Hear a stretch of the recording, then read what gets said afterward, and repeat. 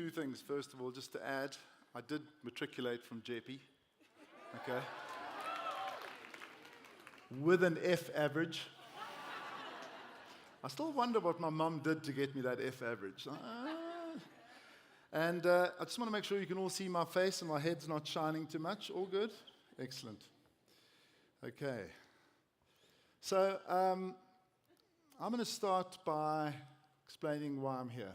And I'm sure a lot of you are asking the same question. What is he doing here? I believe in the power of creativity to transform the fortunes of companies, of brands, and of people. I believe it is the fuel, the magic that ignites the growth of those companies, brands, and those people. But of course, creativity, as you all know, is a scary thing. It's scary because it demands that you explore the unexplored, that you execute the unexecutable. And what happens is, so very few companies, because of that scariness, actually commit totally to it. They might have the odd weekend of creativity, but most of the year, they're scared of it. But today I'm going to tell you the story about two massive companies that embrace creativity and transformed their businesses to even greater growth. Companies that created a culture where people were comfortable with risk, where people accepted that failure was an essential part of success. What I'm also going to do is intersperse this story with the odd ad break. Now please, don't take that as an opportunity to go to the toilet. One's already snuck out. So let me take you back to 2015. I put together a week for the executives of, and by the way, just so that you know, the only reason I have slides is so that I can remember what I'm talking about, not so that you can see some wisdom on them. But 2015, I held a week in New York for the marketing executives of AB InBev, and put together by the magnificent Miguel Patricio, who at the time was the global CMO of AB InBev, who then went to Kraft Heinz as a CEO, so you can probably do the math why I've got these two companies. And part of that week, I asked our agency partners to sit down in a panel with us and tell everybody what it was like to work for us. At the time, we had been described by analysts as a bank that sold beer. And that's what they said. Great people, the world's worst client. So that's the start of the AB InBev story, and it really was where we began to transform, to take advantage of the equity of our brands, and not just become a company that was buying huge businesses and operationalizing them magnificently. Magnificently for sure, but we weren't taking advantage of our brands. And then this quote. So when I went to Kraft Heinz 4 years ago, as you'll see, I put together creative councils of really top marketing and creative people to judge our work. And I went to a gentleman called Jonathan Mildenhall, the ex-vice president of global advertising for Coke, and the CMO at the time of Airbnb. And he said, and I won't say the swear word, but you can, because it's the single biggest destroyer of legacy brands in the history of American marketing. Today, AB InBev is revered as the finest creative marketer in the world. And if you just look even here in South Africa, what SAB, AB InBev has done over the last 4 years, and the progress that we've made, you'll see the effect of that transformation. And Kraft Heinz is named in the top 4 marketing companies in America, and as Fast Company, one of the most innovative companies in America. I believe there are 3 key ingredients to the success of that company. The first is leadership. You have to have leadership that believes in creativity.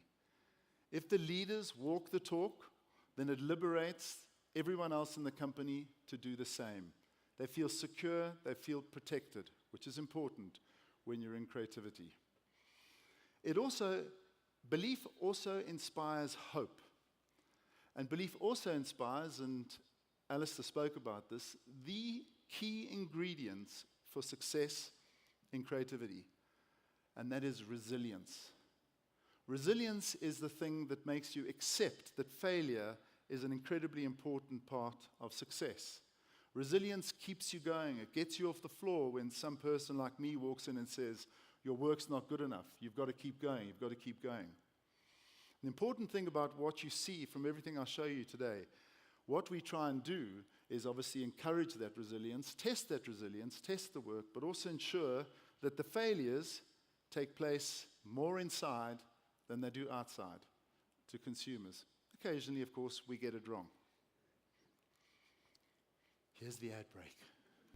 It was the 2022 World Cup, and Budweiser's moment had finally arrived. But 48 hours before kickoff, things changed. Sky News understands some football fans will no longer be allowed to buy alcohol. This is one of the great frauds of all time. Yeah, it was awkward.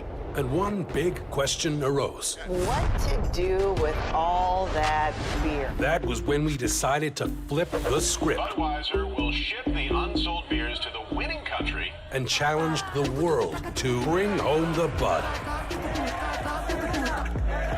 In less than 24 hours, we pivoted our 4-year plan into an all-out sprint, having Budweiser show up to the world like never before. We created a global rallying cry that took over the whole planet.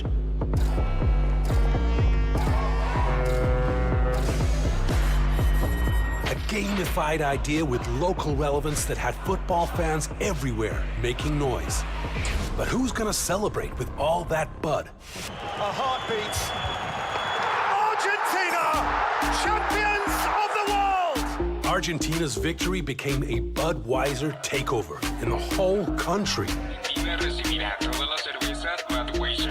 And they weren't the only ones who won at the World Cup.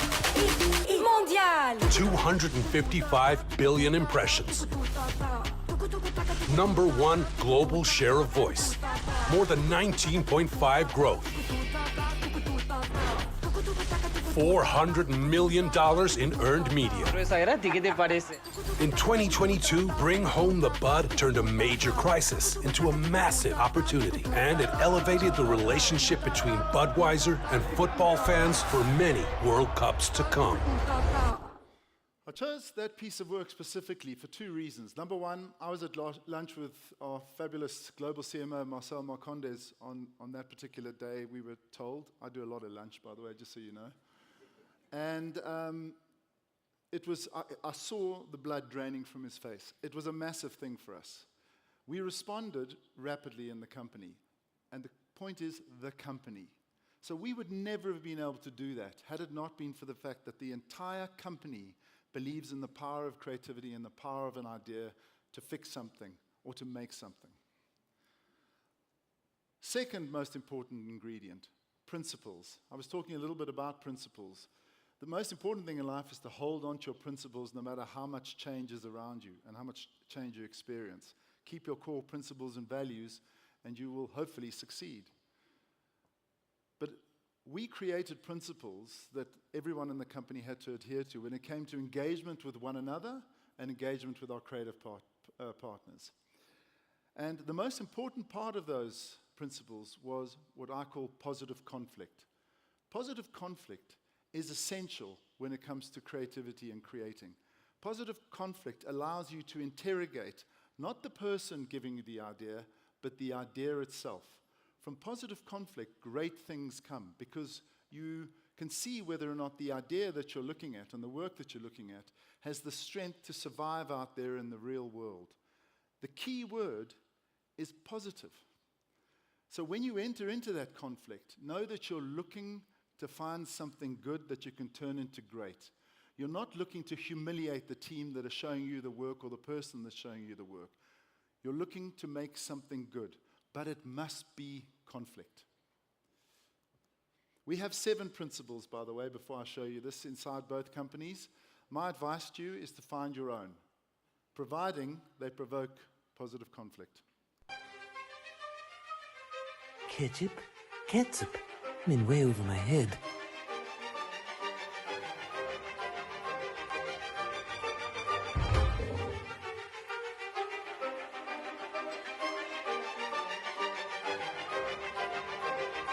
You want me to draw ketchup? Okay. Ketchup. Food, ketchup bottle or something. That's not a ketchup bottle. That's a shampoo.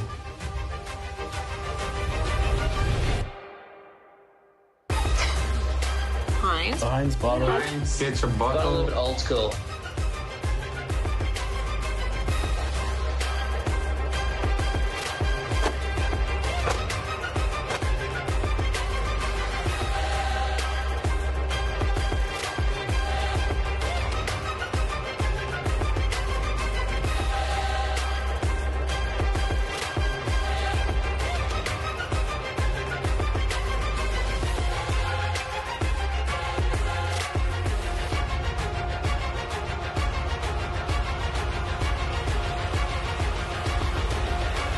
If you were asked to draw ketchup, what would you draw? And are there other brands besides Heinz? Heinz ketchup. Heinz ketchup. Heinz ketchup. So good.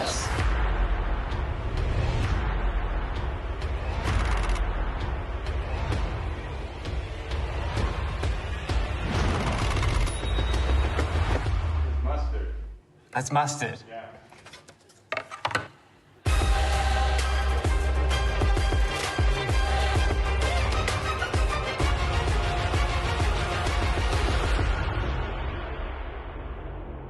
It's like the only ketchup that I know of.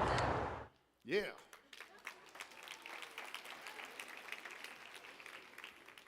just want to bring a point about Total Company and a piece of work that, because I believe that SAB may have got a little bit of a dig at earlier this morning. I want to draw your attention to a brilliant piece of work that would only been made possible that we did in South Africa called Bread of the Nation.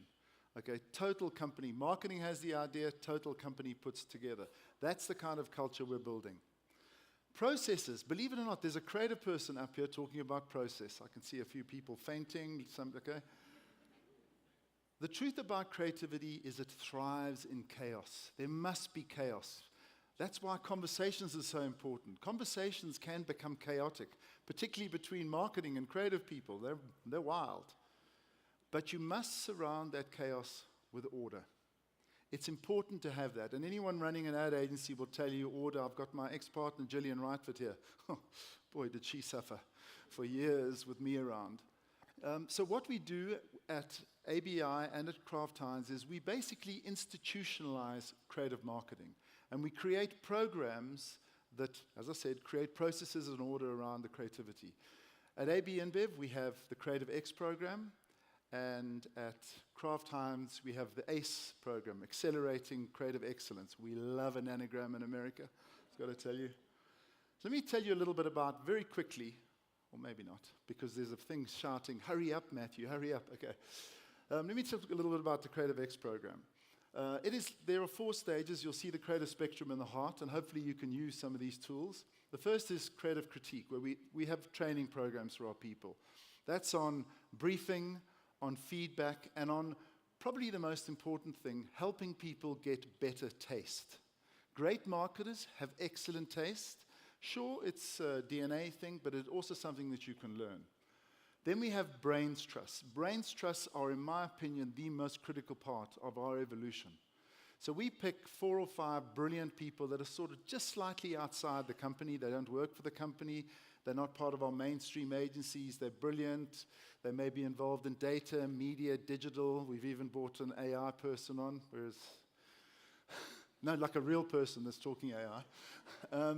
And our brand teams present work that is in development with them. So hence you can realize they've got to be a little close to us because we don't want outsiders in there.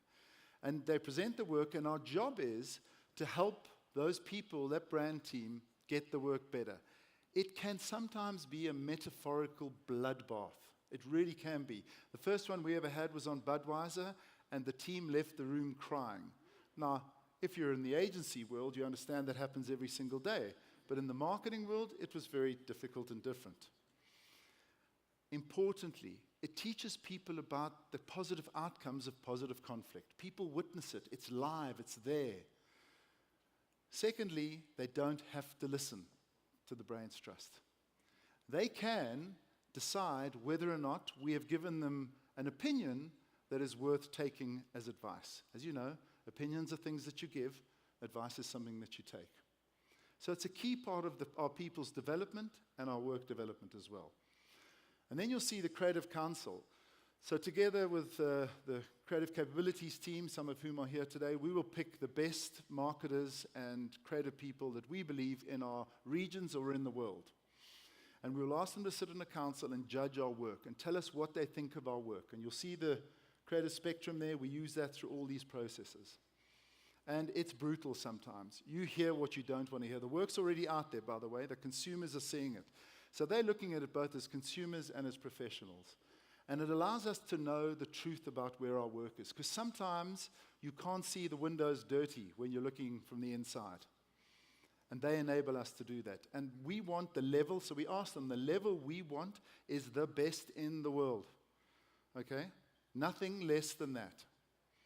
And to let you know how key it is, our teams are bonused on the Creative Council scores that they get as well.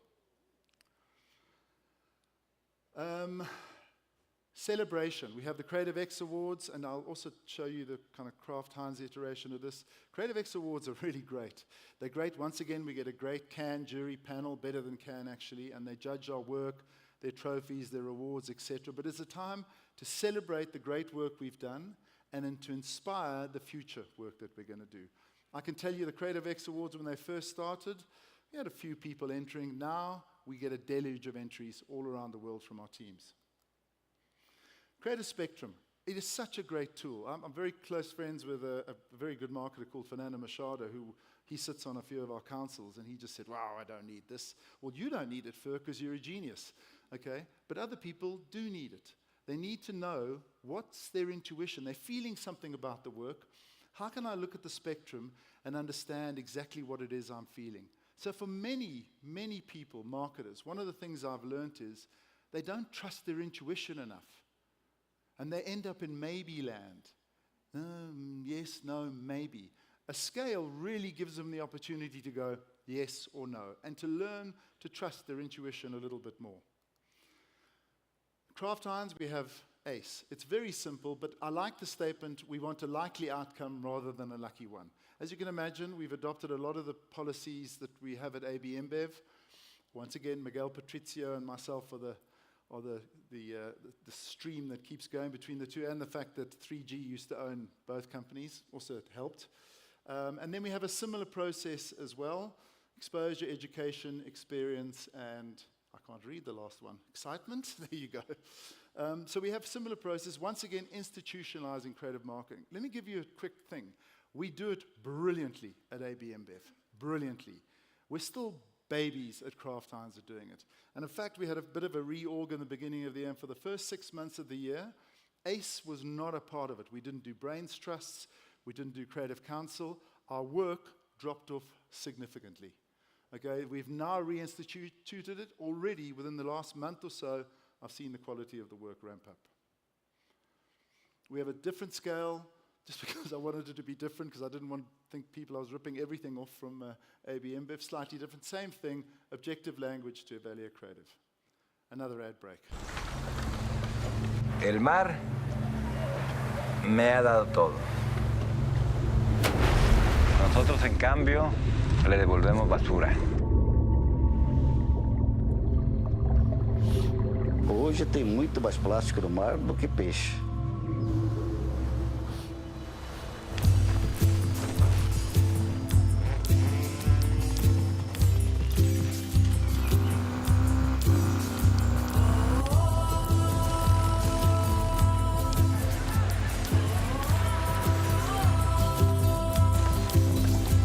搬家3千年垃圾，我们高兴。 מוכנים, יוצאים לדרך.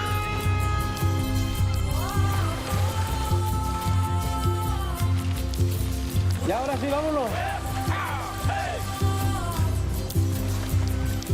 Qué bueno que las empresas pagan a uno por recoger el plástico, muy bueno.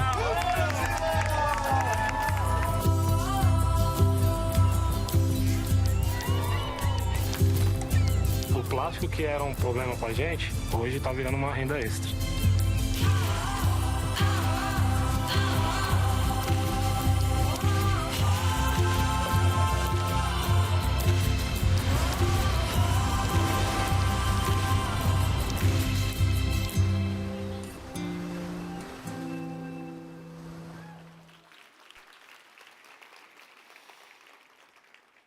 Thank you. It was all my idea.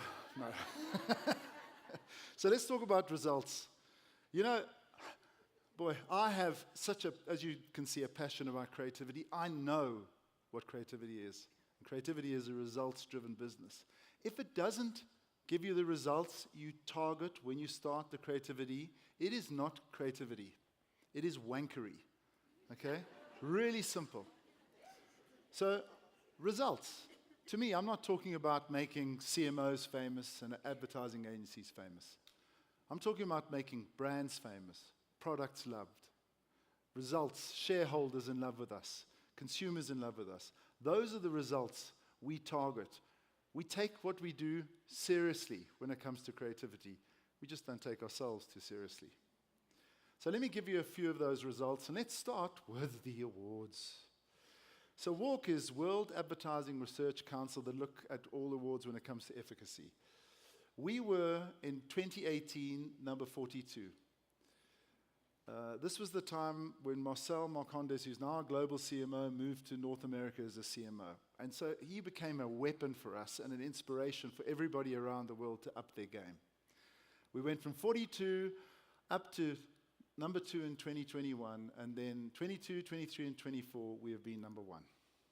In the Effie's Awards, which are getting more and more important for us, as you can imagine, because they're being judged better and the results are a little bit more robust, you can get away with a little less bullshit. 2017, we were number 24 in the world. But the last 22 and 23, we've been number 1. And I can tell you we are number 1 again in 2024. Am I allowed to say that? Cannes is incredibly precious to me because I love rosé. No. Cannes is incredibly precious to me because in many ways it's helped me in my career. It's helped our agency. When Gillian and I had Low Bull, it helped our agency attract talent.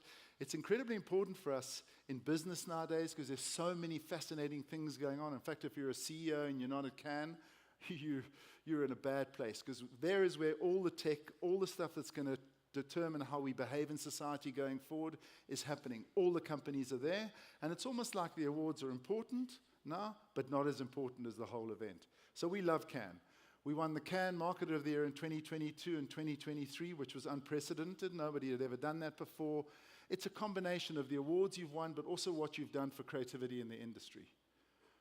We were robbed last year. I still don't know what Unilever did to win it, but anyway, so be it.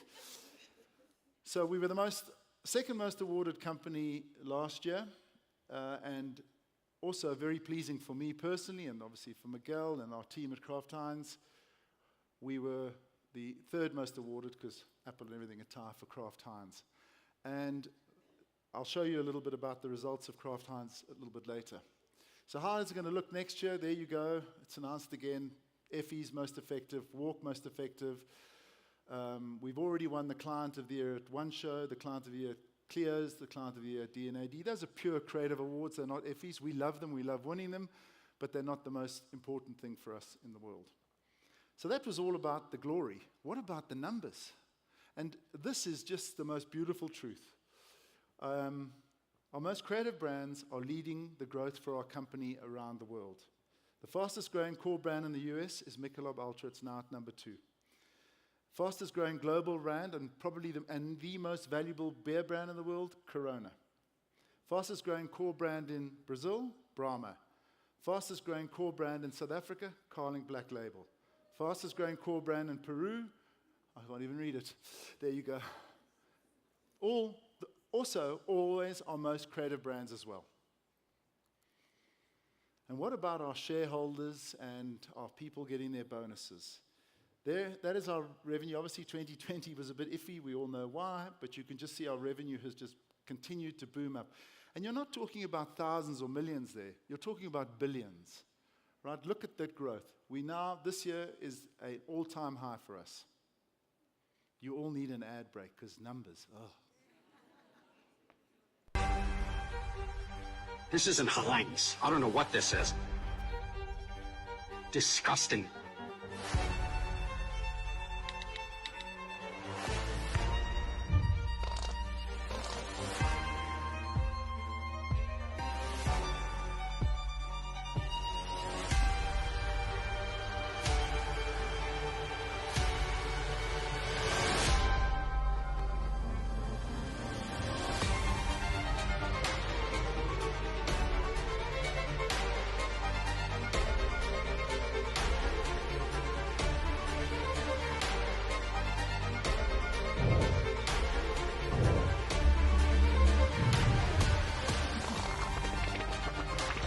Heinz is really getting sick and tired of people trying to rip off their ketchup. You mean it's the actual restaurants? I've personally seen people do this before. What's this? Whoa.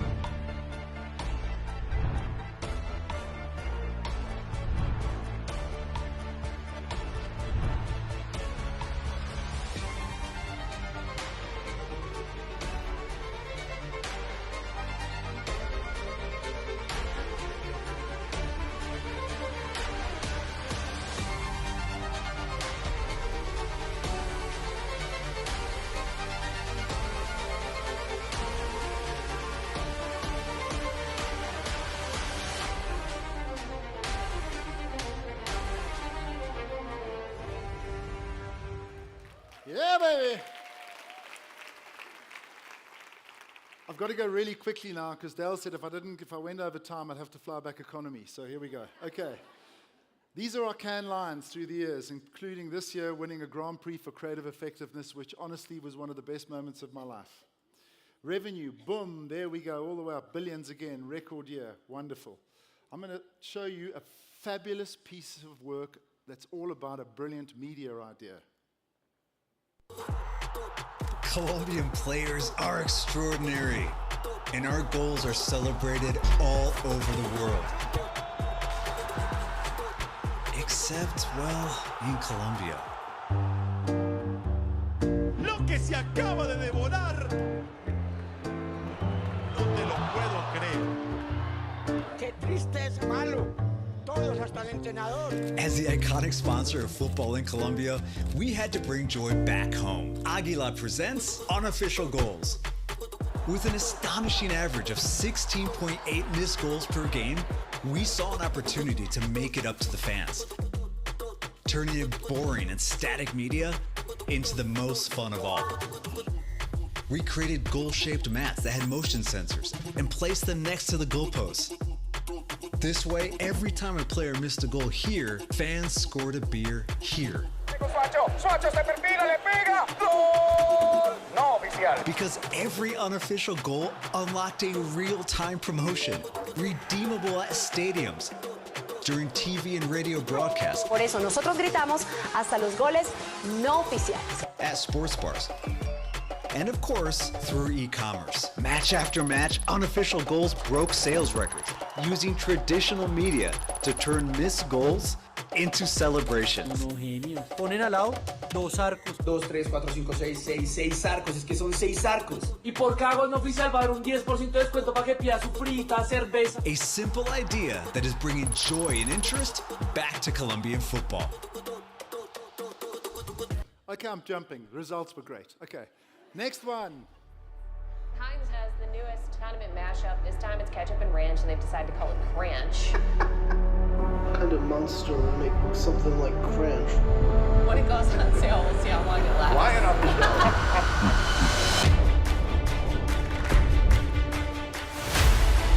the The rumored relationship between pop star Taylor Swift and NFL tight end Travis Kelce has taken over the internet. This tweet went viral. A fan posted Taylor Swift was eating a piece of chicken with ketchup and seemingly ranch. I think the internet right now is going insane.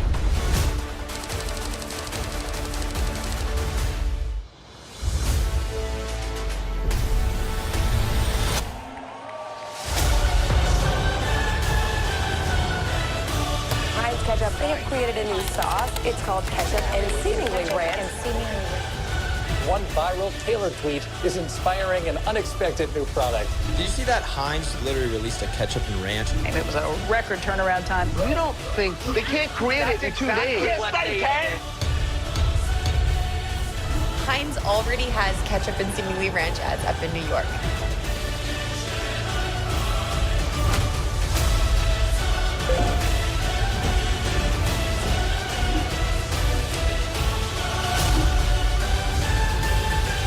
Heinz is brilliant. This is good. Ketchup and ranch, banger shit. Now, don't be too concerned by the word seemingly. We should sell this and make some money. We are in our ketchup and seemingly ranch era. The fastest marketing turnaround I think I've ever seen. I made seemingly ranch, fully embroidered sweatshirts.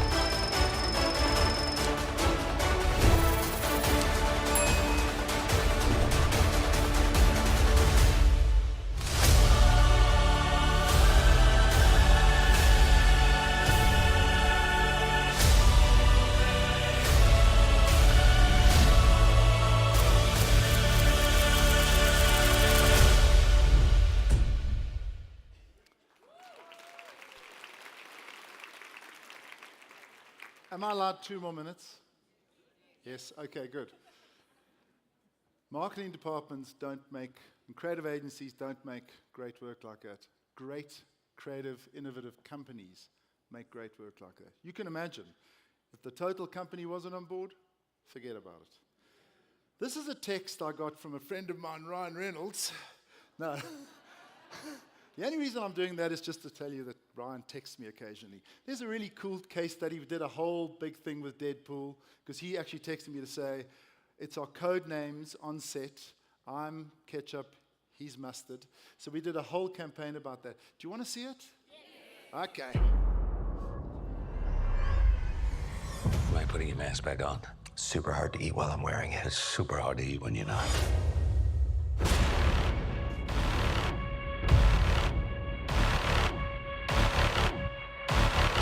Whoa, whoa, whoa, whoa. I'm normally all in on the legal and moral opaqueness of subliminal advertising, but not when it messes with my trailer. Got it? That's worse than subliminal. Okay, that's just personally insulting. No, you do it. And there it is. Someone's getting sued so hard.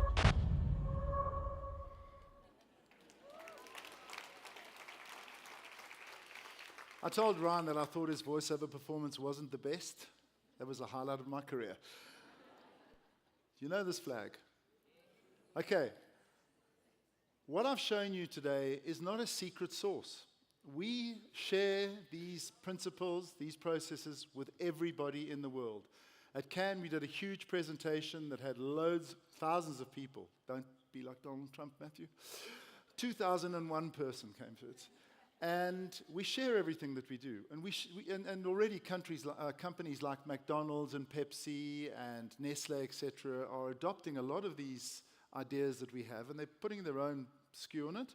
But that's fine. That's what we want. We want that because we need our competition to raise our game. We don't want to be complacent. We want to get better and better and better. And you will see over the next year how we get better and better and better. Now, I want a country to adopt some of these. I believe the talent in South Africa is remarkable. It is remarkable. I think what isn't remarkable is the ambition. This country can produce the greatest marketing in the world. I've seen it with the people. I know what the people can do here. I want you to take inspiration from the resilience that we have as a nation, as a people, and take that resilience and take it into creativity and build up our creative reputation. Now, and the same must go for our agencies. Make them understand that you want your brand to be revered around the world.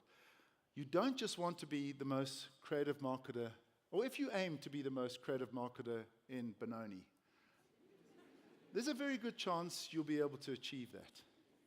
But if you aim to be the most creative marketer in the world, perhaps you may even conquer Springs. And we all know what happens after Springs and Benoni, Charlize Theron, you conquer the world. You have it in you. I beg of you, be ambitious. Be inspired by the good things that have happened in our country over the last couple of years, and take marketing in this country back to the top again. May this be the beginning. Thank you very much. Thank you. Wow.